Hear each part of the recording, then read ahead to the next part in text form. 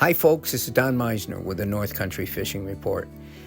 I've told you that this radio report is rebroadcast on a YouTube channel, Up North NY, and that people have given me a lot of comments about what they would like to hear and see. And so I'm going to tell you a story that my buddy Dave just told me about fishing. He said, and this isn't about fishing, he said, but people might find this interesting. He said, I've got a barn out by my property, and his place is, Dave's place is beautiful along Cayuga Lake. And he said, I've been having problems with the floor of it, which was blacktop. The chipmunks are actually burrowing down, and they're causing holes in the floor that I have to fill in. And one of the holes going into it looked different to me. It was bigger. And I'm wondering, how is a chipmunk making this big entryway?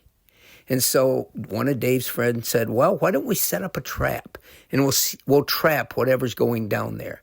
Well, they set it up, and for a few days it got knocked over. It wasn't working or whatever. I don't know.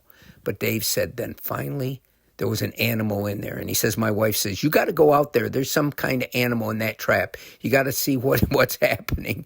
So he goes out, and lo and behold, in the trap was a mink. And Dave's like, okay, now what do I do? He talked to his friend. He says, well, you can't take the trap someplace and release it because that mink may very well have a den down there, may have babies underneath your floor. And so Dave says, okay. So they opened the trap, and the mink immediately dashed out and went right back down that hole down below. So now Dave's got a mink and probably its babies down there. The guy, the friend of his, said, the one thing you don't have to worry about now is any chipmunks doing damage under there, because there aren't going to be any chipmunks. And I said, well, Dave, why is that? He said, because a mink will eat them. He said, mink eat, they like to eat fish, but they'll eat anything like that they can find, and especially chipmunks or frogs or other things that they eat. The other interesting thing Dave told me that I didn't know, he said that mink babies will stay with their mother all summer long. And he talked about a time when he was fishing, and what stood out that day for him is they were fishing along an old train trestle down in that area, down by Cayuga.